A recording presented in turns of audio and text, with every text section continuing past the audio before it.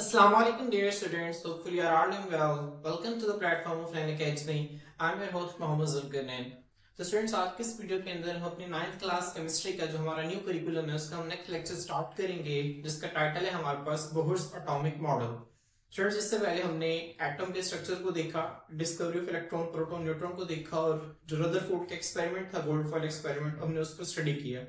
Students हमारे पास ये जो बोहर्स का एटॉमिक मॉडल है इसका जिक्र हमने अपने पहले लेक्चर के अंदर भी किया था कि बोहर ने एक एटॉमिक मॉडल पेश किया था जिसे प्लेनेटरी एटॉमिक मॉडल का नाम भी दिया गया था। ठीक है, मैंने आपको पहले बताया था, अगर आपने वो लेक्चर नहीं देखा तो आप लोग उसे सुन सकते हैं। स्टूडेंट्स हमारे पास एटम के ना डिफरेंट किस्म के मॉडल्स थे जो कि पेश किए गए थे, जिस तरह मैंने आपको बताया जॉन डाल्टन का एटॉमिक मॉडल था, उसके बाद जे थॉमसन का प्लम पुडिंग मॉडल था, ठीक है, उसके बाद रदरफोर्ड का न्यूक्लियर मॉडल था, उसके बाद बोहर्स का एटॉमिक मॉडल था और उसके बाद जो सबसे ऑथेंटिक मॉडल वो श्रोडिंगर का एटॉमिक मॉडल है। ठीक है, सारी बातें हम अपने फर्स्ट लेक्चर के अंदर हमने डिस्कस की थी। ठीक है, मैं उम्मीद करता हूँ कि आपने वो लेक्चर सुना होगा और आप लोगों को मेरी सारी बातें समझ में आ रही होंगी। तो स्टूडेंट्स आज के लेक्चर के अंदर हमने बोहर्स के एटॉमिक मॉडल का स्टडी करना है। स्टूडेंट्स जो बोहर्स का एटॉमिक मॉडल है आपके बुक के अंदर थोड़ा सा लेंथी है। ठीक है, मतलब 2 पेजेस पर जो है इसको लिखा हुआ है। अब देखने में बहुत बड़ा लगता है लेकिन ये चीजें बहुत आसान है। ठीक है, ये जो टॉपिक है ना आपको आपने ऐसा नहीं कि सारा याद करना है, इसमें से आपने कॉन्सेप्ट्स लेने हैं और वो जो कॉन्सेप्ट्स हैं वो आपको आपके एक्सरसाइज के जो क्वेश्चंस हैं उसको सॉल्व करने में जो है वो बड़े कारआमद और मुफीद साबित होंगे। तो आपने क्या करना है, आपने जब स्ट्रक्चर को याद करना है तो आपने क्या करना है, जो मैं आपको लेक्चर देता जाऊंगा, जो मैं आपको बताता जाऊंगा, आपने उन कॉन्सेप्ट्स को नोट डाउन करते जाना है। अगर आप कॉन्सेप्ट को नोट डाउन करते जाएंगे तो आपके एक्सरसाइज के शॉर्ट क्वेश्चन जो है वो बहुत अच्छे तरीके से अटेम्प्ट हो जाएंगे। तो स्टूडेंट्स आए हम अपना लेक्चर स्टार्ट करते हैं।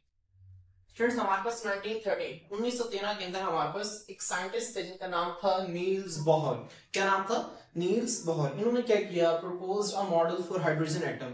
इन्होंने हाइड्रोजन एटम के लिए एक मॉडल पेश किया। आपको पता है कि हाइड्रोजन एटम हमारे पास पीरियोडिक टेबल का फर्स्ट एलिमेंट है जिसका एटॉमिक नंबर हमारे पास 1 होता है। ठीक है, इसका एटॉमिक नंबर हमारे पास क्या होता है? 1 होता है। एटॉमिक नंबर क्या होता है इसको हम नेक्स्ट लेक्चर है हमारा हम उसके अंदर देखेंगे। ठीक है, तो हम इसको एक एटॉमिक नंबर, वैसे मैं आपको बता दूं कि एक एटम के अंदर जितने प्रोटॉन्स की तादाद होती है ना उसे हम उसका एटॉमिक नंबर कहते हैं। तो हाइड्रोजन का एटॉमिक नंबर हमारे पास 1 होता है। ठीक है, उसने हाइड्रोजन एटम के लिए एक मॉडल पेश किया तो उसने बताया कि हाइड्रोजन एटम का स्ट्रक्चर जो है वो कैसा हो सकता है। ठीक है स्टूडेंट्स, अगर इससे पहले हम बात करें ना, वो जब रदरफोर्ड की अगर हम बात करें, रदरफोर्ड ने क्या कहा था? रदरफोर्ड ने कहा था कि एटम के सेंटर के अंदर हमारे पास न्यूक्लियस मौजूद होता है, उस न्यूक्लियस के अंदर प्रोटॉन्स और न्यूट्रॉन्स पड़े होते हैं। ठीक है, और उस न्यूक्लियस के बाहर हमारे पास, ठीक है, जैसे उसने एक्स्ट्रा न्यूक्लियर एरिया कहा था कि न्यूक्लियस के अलावा ये जो पोर्शन है, एक्स्ट्रा न्यूक्लियर पोर्शन जो है, ठीक है, यहाँ पे हमारे पास जो है वो बाकी एटम मौजूद होते हैं। अब बोहर ने क्या किया, बोहर ने मजीद इसको क्लैरिफाई किया, मजीद वाज़िह तौर पर बताया कि हमारे पास एटम के बाहर ना खास किस्म के दायरे होते हैं, खास किस्म के रास्ते होते हैं जिनके अंदर इलेक्ट्रॉन जो है वो गर्दिश कर रहे होते हैं। उन जो रास्ते हैं ना जिनके इलेक्ट्रॉन जो है वो गर्दिश करते हैं उनको हम शेल्स का नाम देते हैं या फिर उन्हें हम स्टूडेंट्स ऑर्बिट्स का नाम देते हैं। आपने इसको ज़हन में रखना है, उन्हें हम शेल्स का नाम देते हैं या फिर उन्हें हम ऑर्बिट्स का नाम देते हैं। क्लियर स्टूडेंट्स, देखिए यहाँ पर अगर हम देखें कॉल्ड बोहर्स एटॉमिक मॉडल, जो उसने हाइड्रोजन एटम के लिए जो मॉडल पेश किया था उसे बोहर्स एटॉमिक मॉडल कहा जाता है, जो कि नील्स बोहर ने पेश किया था। अब इस मॉडल के मुताबिक स्टूडेंट्स क्या है, the electrons can revolve around the nucleus. जो इलेक्ट्रॉन्स हैं हमारे पास, देखिए स्टूडेंट्स हमारे पास ये जो सेंटर में आपको नजर आ रहा है ये हमारे पास क्या है, ये हमारे पास न्यूक्लियस है। अब न्यूक्लियस के इर्द गिर्द आपको ये अलग अलग तरह के पाथवे नजर आ रहे होंगे। सबसे बाहर जो है ये रेड कलर का है, उसके बाहर ये ब्लैक कलर का, उसके बाहर फिर ये जो ब्लू कलर का, फिर बाहर जो है वो ब्लैक कलर का आपको पाथ। अभी आपको सर्कल्स नजर आ रहे हैं स्टूडेंट्स, सर्कल्स हमारे पास क्या है, ये इलेक्ट्रॉन्स के पाथ है। ठीक है, इलेक्ट्रॉन के रास्ते हैं जिनमें इलेक्ट्रॉन्स एटम न्यूक्लियस के गिर्द जो है वो क्या करते हैं, रिवॉल्व करते हैं, घूम रहे होते हैं। ठीक है, तो ये जो हमारे पास पाथ है ना स्टूडेंट, इनको हम 2 नाम देते हैं। एक हम इनको नाम देते हैं शेल्स का या फिर इन्हीं पाथ्स को हम नाम देते हैं ऑर्बिट्स का। किसका नाम देते हैं स्टूडेंट? ऑर्बिट्स का। ठीक है, तो आपने इसको ध्यान में रखना है। हमारे पास इस मॉडल के मुताबिक वो जो इलेक्ट्रॉन्स हैं वो न्यूक्लियस के गिर्द खास किस्म के रास्ते होते हैं, ठीक है, जो कि सर्कुलर होते हैं।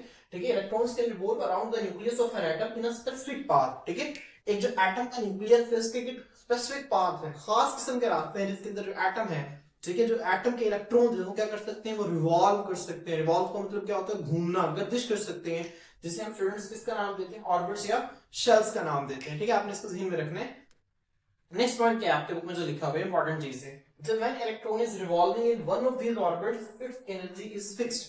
आपने ध्यान में रखना है, अब स्टूडेंट्स हमारे पास ये एटम के कितने डिफरेंट शेल्स है, डिफरेंट पाथवेज हैं। अब यहाँ पे ना हमारे पास एनर्जी का जिक्र है। हम ये आपने यहाँ पे सिर्फ चीजों को ना ज़हन नशीन करना है। अब ये जिक्र क्यों है इसको हम जो है वो आगे जैसे जैसे आगे बढ़ते जाएंगे हम इन चीजों को जो है वो डिटेल से डिस्कस करते जाएंगे। तो अभी आपने ध्यान में रखना है कि फर्स्ट पे मेरे पास एक इलेक्ट्रॉन जो है वो यहाँ पर पड़ा हुआ है, ठीक है। पहले शेल के अंदर एक इलेक्ट्रॉन है। अब ये इलेक्ट्रॉन क्या करेगा स्टूडेंट्स, इस तरह से यहाँ पर घूमता रहेगा, इस तरह से न्यूक्लियस की जो है वो क्या लगाता रहेगा, चक्कर लगाता रहेगा। अब स्टूडेंट्स वो जो इलेक्ट्रॉन जो घूम रहा है ना इसके अंदर एक खास किस्म की एनर्जी है, ठीक है। और वो एनर्जी है ना वो फिक्स्ड है, वो चेंज नहीं होती। वो एनर्जी क्या है इसकी, फिक्स्ड है। अब स्टूडेंट्स वो एनर्जी चेंज कब होती है, वो एनर्जी चेंज तब होगी जब ये इलेक्ट्रॉन यहां से निकलकर यहां पर आ जाएगा। यहां से इलेक्ट्रॉन निकल गया, अब ये यहां पर आ गया। अब यहां पर इसकी एनर्जी जो है वो क्या हो गई, बढ़ गई, ज्यादा हो गई, ठीक है। जितना एटम न्यूक्लियस के, जितना एक एटम के अंदर जो इलेक्ट्रॉन है वो न्यूक्लियस के करीब होगा उतनी उसकी एनर्जी कम होगी। आपने ये बात ध्यान में रखनी है। जितना इलेक्ट्रॉन न्यूक्लियस के करीब होगा उतनी ही उसकी एनर्जी कम होगी, और जितना एक इलेक्ट्रॉन न्यूक्लियस से दूर होगा उतनी ही उसकी एनर्जी क्या होगी, ज्यादा होगी। समझ आ रही है स्टूडेंट्स? देखिए ना, क्योंकि हमारे पास न्यूक्लियस जो है इसके ऊपर पॉजिटिव चार्ज होता है, प्रोटॉन्स हैं। अब हमारे पास देखिए सेंटर में एक इलेक्ट्रॉन है। अब प्रोटॉन, न्यूक्लियस के अंदर प्रोटॉन है, पॉजिटिव चार्ज है, वो इसको खींच रहा है, अपनी तरफ खींच रहा है, ठीक है। देखिए जितना इसके पास पड़ा उतना न्यूक्लियस इसको, उतना ही जो न्यूक्लियस है उसको मजबूती से खींच रहा है। मतलब ये कोई हिलजुल नहीं सकता, ठीक है, अपनी मर्जी से हिलजुल नहीं सकता। ये किस्म का बंधा हुआ है, हम कहेंगे बंधा हुआ, इसकी एनर्जी कम है। समझ आ रही है ना, इसकी एनर्जी क्या है, कम। लेकिन जैसे थोड़ा सा दूर चला गया, अब वो जो न्यूक्लियस की फोर्स है इस इलेक्ट्रॉन के ऊपर वो क्या हो गई, कम हो गई। जब वो कम हो गई हम कहेंगे अब ये थोड़ा सा रिलैक्स में हो गया, अब इसकी एनर्जी थोड़ी सी क्या हो गई, ज्यादा। जब मजीद दूर चला जाएगा तो इसकी एनर्जी मजीद ज्यादा हो जाएगी। अब फिर और जब इलेक्ट्रॉन जो है अब इसके असर से जब बाहर निकल जाएगा तो उसकी एनर्जी जो है बहुत ज्यादा हो जाएगी, वो फिर जो चाहे वो कर सकता है। समझ आ रही है? तो जो आपने ध्यान में रखना है कि इलेक्ट्रॉन जो है वो जितना न्यूक्लियस के करीब होगा उसकी एनर्जी क्या होगी, उतनी ही कम होगी। और जैसे जैसे वो इलेक्ट्रॉन जो है वो न्यूक्लियस से दूर जाता जाएगा स्टूडेंट्स, उसकी एनर्जी क्या होती जाएगी, हमारे पास बढ़ती चली जाएगी, इंक्रीज होती चली जाएगी। आपने इन चीजों को जहन में रखना है, ठीक है। हमारे पास ये जो सबसे, अब देखिए ना, ये न्यूक्लियस है हमारे पास, इसके जो करीब शेल है स्टूडेंट्स हमारे पास छोटा है, ठीक है ना। अगर आप लाल दायरे को देखें और इसके बाहर जो ब्लैक दायरा इसको देखें तो कौन सा छोटा दायरा है, पहली बात आप सीधा बता देंगे कि लाल जो है, ठीक है, ये छोटा है और इसके बाद जो ब्लैक है वो बड़ा है। इसका स्टूडेंट ये लाल दायरे पहला शेल है हमारे पास, ठीक है, पहला ऑर्बिट है, ये वो पहला रास्ता है जिसमें इलेक्ट्रॉन जो है वो रिवॉल्व करते हैं। उसके बाद उससे आगे हमारे पास एक दूसरा रास्ता है जिसके अंदर इलेक्ट्रॉन रिवॉल्व करते हैं, तो वो क्या है, वो पहले वाले से बड़ा है। फिर जैसे उससे आगे जाएंगे वो उससे मजीद बड़ा होता जाएगा, और फिर उससे आगे जाएंगे तो वो मजीद बड़ा हो जाएगा। तो जैसे जैसे हम न्यूक्लियस से दूर जाते हैं एक तो शेल्स का साइज बढ़ना शुरू हो जाता है, एक और इलेक्ट्रॉन, जैसे जैसे इलेक्ट्रॉन जो है वो न्यूक्लियस से दूर जाते हैं तो उनकी एनर्जी भी क्या होती है, बढ़ना शुरू हो जाती है, ठीक है। पहले शेल के अंदर एनर्जी कम होगी, उससे अगले शेल के अंदर जाएगा तो एनर्जी क्या हो जाएगी, ज्यादा। क्यों ज्यादा हो जाएगी, क्योंकि न्यूक्लियस की जो कुव्वत है उस इलेक्ट्रॉन, देखिए इलेक्ट्रॉन के ऊपर नेगेटिव चार्ज है, मैं फिर बता दूं न्यूक्लियस के अंदर प्रोटॉन्स पड़े हुए हैं उसके ऊपर पॉजिटिव चार्ज है, उसे खींच के रखता है अपनी तरफ, इलेक्ट्रॉन को खींच के रखता है। लेकिन जैसे जैसे वो दूर जाता जाएगा उसकी जो कशिश है, उसकी जो ताकत है उसको खींचने की, उसको संभाल के रखने की, वो कम हो जाएगी और उसकी एनर्जी जो है वो ज्यादा से ज्यादा होती चली जाएगी, ठीक है। ये कुछ पॉइंट्स स्टूडेंट मैंने आपको बता दिए। अब आए हम इन्हें थ्योरी में भी देख लेते हैं। हमारे पास क्या है, when electron is revolving in one of this orbits its energy is fixed. Orbits किसे कहते हैं मैंने आपको बताया, हमारे पास शेल्स हैं या फिर ऑर्बिट्स हैं, ठीक है। आपको चूंकि आपको ओनुमा एक स्ट्रक्चर नजर आ रहा है तो आपसे ऑर्बिट याद रख रहे हैं, ठीक है। ऑर्बिट हम किसे कहते हैं, ऑर्बिट में हमारे पास ना गोल दायरे होते हैं, सर्कुलर पाथ्स होते हैं जिसमें एक चीज जो है वो घूम रही होती है, इसको हम ऑर्बिट कहते हैं, ठीक है। तो आप इनको ध्यान में रखना है, हमारे पास न्यूक्लियस है, इसके शेल्स हैं, ऑर्बिट्स हैं, और हर ऑर्बिट की जो एनर्जी है हमारे पास वो क्या है, फिक्स है। समझ आ रही है स्टूडेंट? हर ऑर्बिट की एनर्जी क्या है, फिक्स होती है।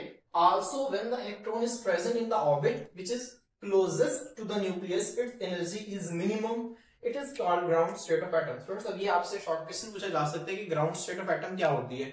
तो आपने बताना है कि when the electron is present in the orbit, जब इलेक्ट्रॉन जो है प्रेजेंट मौजूद होता है इन द ऑर्बिट, ऑर्बिट मतलब वो जो सर्कुलर पाथ है, वो जो रास्ता है जिसके अंदर इलेक्ट्रॉन घूम रहा है, या कोई शेल, ठीक है। कौन से ऑर्बिट में, यहाँ पे तो काफी सारे ऑर्बिट्स हैं, which is closest to the nucleus, जो कि न्यूक्लियस के सबसे ज्यादा करीब है।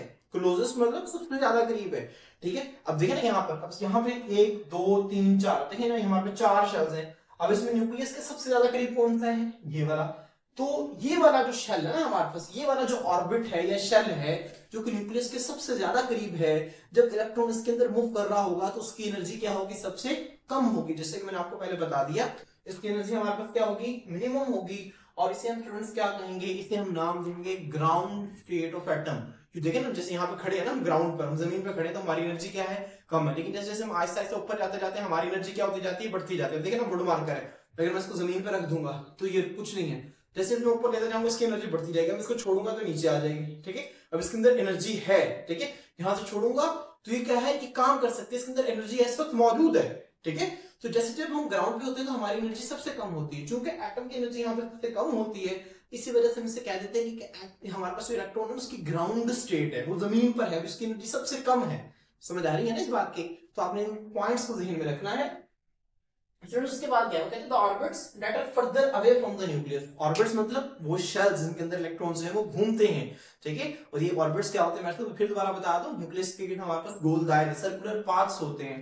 तो वो कहते हैं ऐसे ऑर्बिट्स जो कि further away from the nucleus, जो कि इस न्यूक्लियस से मजीद दूर होते हैं। मतलब हम इसकी बात कर रहे थे, हम इसकी बात कर लेते हैं, या हम इसकी बात कर लेते हैं। जैसे जैसे न्यूक्लियस से हम दूर जाते जाते हैं, फिर क्या होता जाता है स्टूडेंट्स, प्रोसेस सक्सेसिवली। सक्सेसिवली का मतलब होता है स्टूडेंट्स तरक्की करना, सक्सेस का मतलब होता है तरक्की करना। सक्सेसिवली का मतलब है आहिस्ता आहिस्ता बढ़ना। ठीक है, बढ़ना हमारे पास क्या है, सक्सेसिवली ग्रेटर एनर्जी। मतलब जैसे जैसे जो ऑर्बिट्स हैं वो न्यूक्लियस से दूर जाते जाते हैं, आहिस्ता आहिस्ता उनकी एनर्जी क्या होती जाती है, बढ़ती चली जाती है। आपने इसको भी ध्यान में रखना है। ठीक है, जैसे जैसे हम न्यूक्लियस से दूर जाते जाते हैं, आहिस्ता आहिस्ता उसकी एनर्जी जो है वो हमारे पास ज्यादा से ज्यादा होती चली जाती है। आपने इन तमाम पॉइंट्स को अपने ध्यान में रखना है। तो स्टूडेंट्स देखें ना, यहाँ पर अगर हम देखें हमारे पास ये न्यूक्लियस है, इसके बाद यहाँ पर आमतौर पर 4 शेल्स का मुताला करते हैं हम। वो जो पहला शेल है ना, हम शेल को रिप्रेजेंट करते हैं एन से। किससे रिप्रेजेंट करते हैं स्टूडेंट्स, एन। एन हमारे पास कोई भी नंबर हो सकता है, हम बस शेल को एन से रिप्रेजेंट कर देते हैं। अब हमारे पास जो पहला शेल है, हम कहते हैं ये 1 शेल है, फर्स्ट शेल है, तो हम इसको कह देते हैं n इज इक्वल टू 1। ठीक है, देखें हमारे पास ये शेल है, ये हमारे पास n इज इक्वल टू 1। अब ये दूसरा शेल है, तो हम कह देते हैं n इज इक्वल टू 2, ये दूसरा शेल है। और जो हमारे पास तीसरा शेल है, ये क्या है, n इज इक्वल टू 3। और ये जो चौथा शेल है स्टूडेंट्स हमारे पास, इसे हम कह देते हैं n इज इक्वल टू 4। समझ आ रही? हम शेल्स को n से रिप्रेजेंट करते हैं। ठीक है, अब हमारे पास जो शेल का नंबर है, ठीक है, अब हमारे पास जो पहला शेल है उसके लिए नंबर हमारे पास क्या है, 1 है। जो दूसरा शेल है उसके लिए 2 है, जो तीसरा शेल है वो 3 है, और जो चौथा शेल है वो 4 है। समझ आ रही है यहां तक स्टूडेंट्स? अब हमारे पास जो पहला शेल है इसको हम नाम देते हैं के शेल। इसका नाम देते हैं के शेल। अब आप कह रहे होंगे ए शेल क्यों नहीं कहते, बी शेल क्यों नहीं कहते? स्टूडेंट्स हम इसे कुछ भी कह सकते हैं, लेकिन जो बहुत जो थे हमारे पास, जो नील बहुत था, उसने उसे के का नाम दिया।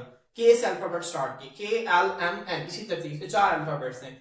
ठीक है, अगर इलेक्ट्रॉन इससे भी आगे पाथ के अंदर मूव करेगा तो वो हमारे पास O हो जाएगा, उससे आगे जाएगा तो P हो जाएगा। ठीक है, आमतौर पर हम 4 शेल्स को ही जो है वो, ठीक है, बहस करते हैं, 4 शेल्स को ही हम कंसिडर करते हैं, क्योंकि इन्हीं में इलेक्ट्रॉन्स जो है वो हमारा पाया जाता है। ठीक है, हम 4 शेल्स को जो है वो स्टडी करते हैं। जो सबसे पहले शेल है इज इक्वल टू 1, इसको हम नाम देते हैं के शेल। इसका नाम देते हैं, देखिए मैंने आप लोगों के लिए लिखा हुआ के शेल। जब इससे बाहर जाएंगे हमारे पास ये दूसरा शेल है इज इक्वल टू 2, और इसको हम क्या कहते हैं, एल शेल। जब इससे ऊपर जाएंगे जो तीसरा शेल है हमारे पास n इज इक्वल टू 3, इसको हम नाम देते हैं एम शेल। जब इससे ऊपर जाएंगे तो n इज इक्वल टू 4, इसको हम नाम देते हैं एन शेल का नाम देते हैं। समझ लीजिए स्टूडेंट्स, इसका नाम देते हैं एन शेल का नाम देते हैं। याद रखें स्टूडेंट्स, हमारे पास जो इलेक्ट्रॉन है वो लाजमी तौर पर इन्हीं शेल्स या ऑर्बिट्स के अंदर पाया जाएगा। ऐसा नहीं होगा कि एक इलेक्ट्रॉन जो है वो आपको यहां पर मिल रहा है या यहां पर मिल रहा है। समझ आ रही है? ऐसा नहीं होगा फ्रेंड्स। यही लाइन बुक में लिखी हुई है, the electron is not allowed. Electron जो है उसको इजाजत नहीं है टू ऑक्यूपाई। ऑक्यूपाई का मतलब होता है, ठीक है, किसी जगह पर कब्जा करना। ठीक है, किसी जगह ऑक्यूपाई करे, स्पेस को, जगह को, in between these orbits. In orbits के दरमियान जो जगह है ना, उसको क्या करे, ऑक्यूपाई कर ले, उसको कब्जा कर ले, वहां पे जाके रहने लग जाए। इलेक्ट्रॉन को इजाजत नहीं है। आपने इस बात को ध्यान में रखना है। इलेक्ट्रॉन या तो देखें, इलेक्ट्रॉन या यहां पर होगा पहले शेल में, या वो दूसरे में होगा, या वो तीसरे में होगा, या वो चौथे में होगा, इनके दरमियान कहीं पर मौजूद नहीं होगा। ठीक है, इलेक्ट्रॉन जो है वो जिन पाथ्स में मूव करते हैं हम शेल्स कहते हैं, ऑर्बिट्स कहते हैं, और शेल्स में ही इलेक्ट्रॉन पाया जाता है। शेल्स के दरमियान जो जगह है वहां पे इलेक्ट्रॉन को जो है वो रहने की इजाजत नहीं है। आपने इसको ध्यान में रखना है। समझ आए? यहाँ पे यहाँ तक हमारा पहला पैराग्राफ जो है वो मुकम्मल हो गया। दूसरे पैराग्राफ की आपने पहली लाइन याद रखनी है। ठीक है, बाकी आपने सिर्फ रीड कर लेना, उसको याद नहीं करना आपने। हम इसको देखते हैं, since electrons present in each shell has a fixed energy. ये हम बात पहले भी डिस्कस कर चुके हैं कि एक जो शेल के अंदर इलेक्ट्रॉन्स मौजूद होते हैं उनकी एनर्जी हमारे पास क्या होती है, फिक्स होती है। मतलब वो चेंज नहीं होती, वो हमारे पास तब्दील नहीं होती। These shells are also named as energy levels। ये जो शेल्स हैं हम इन्हें एनर्जी लेवल्स का नाम भी देते हैं। अब स्टूडेंट्स देखिए, हमारे पास शेल्स के 3 नाम हो गए हमारे पास। हम इसे शेल्स भी कहते हैं, हम इन्हें ऑर्बिट्स भी कहते हैं, और हम इन्हें क्या कहते हैं, एनर्जी लेवल्स भी कहते हैं। तो अगर आपको शेल का लफ्ज दिया जाए, ऑर्बिट का लफ्ज दिया जाए या एनर्जी लेवल का लफ्ज दिया जाए तो आपने घबराना नहीं है एक ही चीज के बाद। हम ये भी कह सकते हैं हमारे पास पहला एनर्जी लेवल है, ये दूसरा एनर्जी लेवल है, ये तीसरा एनर्जी लेवल है और ये चौथा एनर्जी लेवल है। समझ आ रही है? शेल्स का दूसरा नाम एनर्जी लेवल्स है। ठीक है, the shell which is nearest to the nucleus is called first shell. ये मैंने आपको बता दिया, वो शेल जो कि न्यूक्लियस के करीब होगा इसे हम नंबर 1 देते हैं, पहला शेल है हमारे पास। और जो उससे बाहर वाला होगा वो दूसरा होगा, उससे बाहर वाला तीसरा, उससे बाहर वाला चौथा और फिर पांचवा, इस तरह से। और वो शेल जो कि न्यूक्लियस के सबसे करीब होगा, यहाँ पर इसकी एनर्जी क्या होगी हमारे पास सबसे कम होगी। आपने इस बात को भी ध्यान में रखना है। ठीक है, the electron present in it has fixed value of energy. समझ आ गई स्टूडेंट? फिर एनर्जी का जो जिक्र है हम इसको अगले लेक्चर में भी देखेंगे, लेकिन आप यहाँ पे देख लें हमारे पास, मैं फर्स्ट कर लेता हूँ, हमारे पास यहाँ पे जो पहले शेल के अंदर एनर्जी है हमारे पास E1 है। क्या कह देता हूँ मैं? E एनर्जी को रिप्रेजेंट कर रहे हैं और 1 मतलब पहले शेल की एनर्जी। फिर जो दूसरे शेल की है मैं इसको कह देता हूँ मेरे पास ये E2 है। तो तीसरे शेल की मैं इसको कह देता हूँ E3 और ये हमारे पास E4। अब मुझे बताएं कि सबसे ज्यादा किसकी एनर्जी है हमारे पास, E1 की, E2 की, E3 की, E4 की। अब आप लोग परेशान हो गए कि पता नहीं किसकी एनर्जी सबसे ज्यादा है। तो बहुत आसान, मैंने आपको बताया कि वो शेल जो कि न्यूक्लियस के सबसे ज्यादा करीब है उसकी एनर्जी सबसे कम है, और वो शेल जो न्यूक्लियस से सबसे ज्यादा दूर है उसकी एनर्जी हमारे पास क्या है? ज्यादा है। तो मुझे बताएं कि सबसे ज्यादा करीब कौन सा शेल है? फर्स्ट शेल है, शाबाश। तो एनर्जी सबसे कम किसकी होगी? E1 की। हमारे पास E1 की एनर्जी जो है स्टूडेंट्स हमारे पास क्या है? सबसे कम है। ठीक है, सबसे कम है हमारे पास। अब स्टूडेंट्स इससे ज्यादा किसकी है हमारे पास? E1 से ज्यादा, E1 से ज्यादा हमारे पास है E2 की। ठीक है, क्योंकि वो न्यूक्लियस से थोड़ा सा क्या है हमारे पास? दूर है। समझ आ रही है ना? E1 से ज्यादा हमारे पास किसकी है? E2 की है। तो E1 से ऊपर हमारे पास क्या आएगा? E2। इसकी एनर्जी जो है वो इससे ज्यादा है। और E2 से ज्यादा किसकी है स्टूडेंट्स? E3 की। किसकी है? E3 की, क्योंकि उससे मजीद दूर है। ठीक है, और स्टूडेंट्स हमारे पास जो सबसे ज्यादा एनर्जी यहाँ पर है वो E4 की है, क्योंकि वो न्यूक्लियस से सबसे ज्यादा दूर है। स्टूडेंट्स अगर हम इसको मैथमेटिकल रिलेशन लिखना चाहें, मैंने आपको देखिए इस तरह का साइन होता है हमारे पास, ग्रेटर ज्यादा या कम को शो करने के लिए। जिस तरफ देखिए यहाँ पर हमारे पास स्पेस ज्यादा है, तो जिस तरफ इसका मुंह खुला होता है उस वैल्यू बड़ी होती है, और जिस तरफ देखिए यहाँ पर स्पेस कम है, ये छोटी चीज है। ठीक है, तो यहाँ पर इसकी जो है आप ये समझ लें हमारे पास देखिए इसकी जो पीठ होती है, ये जो पॉइंट एंड जिसकी तरफ होता है वो छोटा होता है। तो हमारे पास देखिए E4 की एनर्जी ज्यादा है किससे? E3 से। हम इसको लिख सकते हैं इस तरह, E4 की एनर्जी ज्यादा है E3 से, और E3 की एनर्जी ज्यादा है किससे?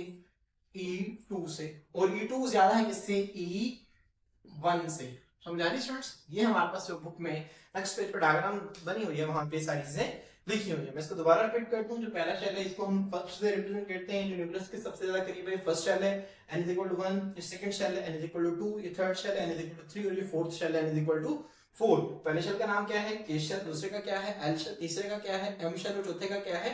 N shell. ठीक है, हमारे पास वो शेल जो न्यूक्लियस के सबसे ज्यादा करीब है उसकी एनर्जी सबसे ज्यादा कम होगी, और वो शेल न्यूक्लियस से जो सबसे ज्यादा दूर है उसकी एनर्जी ज्यादा होगी। अब स्टूडेंट्स यहाँ पे हम एक और चीज देख लेते हैं जो कि हमारे पास बुक के नेक्स्ट पेज पर डिस्कस की गई है। हम इसको नेक्स्ट लेक्चर के अंदर मजीद देख लेंगे, लेकिन आपने यहाँ पे ध्यान में रखना है, मैंने आपको बताया ना कि हमारे पास स्टूडेंट्स हम डिस्कस करें हाइड्रोजन एटम के लिए। ठीक है, बोर्ड्स ने एटॉमिक मॉडल पेश किया था हाइड्रोजन एटम के लिए। आपको पता है हाइड्रोजन एटम में तो होता ही एक इलेक्ट्रॉन है, तो अगर वो इलेक्ट्रॉन यहाँ पर पाया जाएगा, ठीक है, तो उसकी एनर्जी जो है वो ये n = 1 पहले शेल में पाया जाएगा। अगर उससे थोड़ा सा दूर होगा हम कहेंगे दूसरे शेल में है, तीसरे शेल में है। ठीक है, अब हमारे पास वो एटम्स जिसके अंदर एक से ज्यादा इलेक्ट्रॉन है, 10 इलेक्ट्रॉन है, 12 है, 18 इलेक्ट्रॉन है, तो वो इलेक्ट्रॉन्स जो है वो किस शेल के अंदर कितने कितने होंगे। ठीक है, इसके लिए स्टूडेंट्स हमारे पास जो है काफी ज्यादा ऑब्जर्वेशन के बाद एक फार्मूला बनाया गया हमारे पास, जिसको हम कहते हैं 2n²। ये हमारे पास क्या है? Number of electrons in a shell. एक शेल के अंदर, एक ऑर्बिट के अंदर या एक एनर्जी लेवल के अंदर हमारे पास कितने इलेक्ट्रॉन्स पाए जाते हैं, इसके लिए हमारे पास एक फार्मूला है जिसको हम कहते हैं 2n²। स्टूडेंट्स यहाँ पर क्या है हमारे पास? यहाँ पर सिंपली आप लोगों ने n की वैल्यू पुट करनी है। ठीक है, n की वैल्यू जब पुट करेंगे तो आपका आंसर आ जाएगा। अब यहाँ पे देखें स्टूडेंट, हमारे पास मैंने ये टेबल ड्रॉ किया, आप भी इसको ड्रॉ कर लीजिएगा। ठीक है, आपने क्या करना है, पहले हमारे पास n और फिर शेल और फिर नंबर ऑफ इलेक्ट्रॉन्स देखेंगे। अब हमारे पास जो पहला शेल है n = 1, इसको हम क्या कहते हैं? K शेल कहते हैं। क्या कहते हैं स्टूडेंट्स? K shell. देखिए K की वैल्यू यहाँ पे पुट करते हैं, n का स्क्वायर, n यहाँ पर क्या है? 1 है, तो 1 का स्क्वायर। देखिए 1 को जब स्क्वायर का मतलब क्या है कि 1 को 1 के साथ मल्टीप्लाई करना है, तो जब 1 को 1 के साथ मल्टीप्लाई करेंगे तो क्या आएगा? 1। तो जब 2 को 1 के साथ मल्टीप्लाई करेंगे तो क्या आएगा? 2। इसका मतलब जो पहला शेल है ना हमारे पास K शेल, इसके अंदर कितने इलेक्ट्रॉन्स आ सकते हैं? 2 इलेक्ट्रॉन्स आ सकते हैं। आपने इस बात को ज़हन में रखना है। कितने इलेक्ट्रॉन स्टूडेंट्स इसके अंदर आ सकते हैं? 2 इलेक्ट्रॉन्स आ सकते हैं। ये बात आप लोगों ने ज़हन में रखनी है। इसके बाद स्टूडेंट्स देखिए हम सेकंड शेल को देखते हैं, एल शेल। एल में देखिए हमारे पास इसका नंबर क्या है? 2। तो हम यहाँ पे लिखेंगे 2n स्क्वायर, वही फार्मूला लिखेंगे 2n स्क्वायर। अब है ना हमारे पास यहाँ पर क्या है? 2 है, तो 2 को पुट करेंगे और 2 का स्क्वायर क्या होगा? इसका मतलब 2 को 2 के साथ क्या करना है? मल्टीप्लाई करना है। तो क्या आ जाएगा? 4। 4 को 2 के साथ मल्टीप्लाई करेंगे तो 8। तो सेकंड शेल है जो हमारे पास, उसके अंदर एल शेल के अंदर इलेक्ट्रॉन्स कितने होंगे हमारे पास? 8। अकोमोडेट का मतलब होता है स्टूडेंट्स रखना। मिसाल के तौर पर एक कमरा है, उसके अंदर 2 बेड हैं, तो मैं हम क्या देखिए हम क्या कहेंगे? हम कहेंगे इसकी अकोमोडेशन जो है वो 2 लोगों की है। क्यों? क्योंकि यहाँ पे बेड ही 2 है, यहाँ पे बंदे ही 2 रह सकते हैं, इसकी अकोमोडेशन 2 की है। समझ आ रही है स्टूडेंट? इस तरह हमारे पास एक ऑर्बिट है ना, एक शेल है, एक एनर्जी लेवल है, उसकी अकोमोडेशन होती है, उसके पास इलेक्ट्रॉन रखने की सलाहियत होती है। जो पहला शेल है वो 2 ही इलेक्ट्रॉन को रख सकता है, 3 को नहीं रख सकता।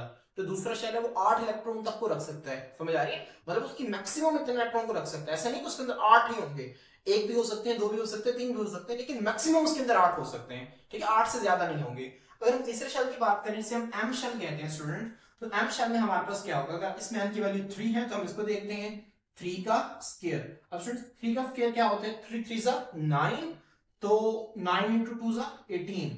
तो थर्ड शेल के अंदर हमारे पास स्टूडेंट्स 18 इलेक्ट्रॉन जो है वो हमारे पास आ सकते हैं। आपने इसको ध्यान में रखना है। पहले के अंदर कितने हैं? 2, दूसरे के अंदर कितने हैं? 8, तीसरे के अंदर कितने हैं? 18 इलेक्ट्रॉन आ सकते हैं। चौथे के अंदर स्टूडेंट्स देखें, अगर आप यहाँ पे देखें 4 का स्क्वायर, 2 into 4 का स्क्वायर क्या होगा? जब 4 को 4 से मल्टीप्लाई करेंगे तो 16, और 16 2 जा 32। तो चौथा जो शेल है हमारे पास, इसके अंदर 32 इलेक्ट्रॉन्स जो है वो आ सकते हैं। ये 32 इलेक्ट्रॉन्स को अकोमोडेट कर सकता है, ये 32 इलेक्ट्रॉन्स को रख सकते हैं। तो आपने स्टूडेंट्स यहां तक जो है वो पॉइंट्स को ज़हन में रखना है। तो आज के लेक्चर के अंदर हमने क्या कवर किया? हमने फर्स्ट पेज में पहले 2 पैराग्राफ्स को कवर किया, नेक्स्ट पेज पे जो डायग्राम बनी हुई है हमने इसको कवर किया, और वहां पर जो फॉर्मूला लिखा हुआ है कि किस शेल के अंदर कितने इलेक्ट्रॉन आ सकते हैं हमने उसको कवर किया। फ्रेंड्स आपने वो जो थ्योरी के अंदर 2 पैराग्राफ लिखे हुए वो आप लोगों ने याद नहीं करने, आप लोगों ने सिर्फ इसको जो है वो ड्रॉ कर लेना है और आपने अपने कॉन्सेप्ट्स को क्लियर करने, क्योंकि ये बातें आपसे एमसीक्यूज में शॉर्ट क्वेश्चन में पूछी जाएंगी। तो यही चीजें जो आपके एक्सरसाइज के शॉर्ट क्वेश्चंस करने में आपको हेल्पफुल साबित होंगी। तो स्टूडेंट्स इंशाल्लाह हम नेक्स्ट लेक्चर के अंदर डिस्कस करेंगे हमारे पास शेल के अंदर, हम सब शेल देखेंगे कि सब शेल क्या है। ठीक है, हम उसको देखेंगे और हम उससे सब शेल्स के अंदर कितने इलेक्ट्रॉन्स आते हैं हम इसका मुतालिया करेंगे। ठीक है, तो इन तमाम चीजों को हम नेक्स्ट लेक्चर में देखेंगे, जो कि बहुत से एटॉमिक मॉडल की हमारे पास रह गई हैं। तो लेक्चर बहुत इंफॉर्मेटिव है और बहुत इंपॉर्टेंट है, आपने इसको ध्यान से जो है वो सुनना है। अगर आपको कोई चीज समझ ना आए तो बार बार इसको सुने, रिपीट करें और चीजों को ज्यादा से ज्यादा जो है वो अच्छा मेमोराइज करें। इंशाल्लाह नेक्स्ट वीडियो में नेक्स्ट टॉपिक के साथ आपकी खिदमत में हाजिर।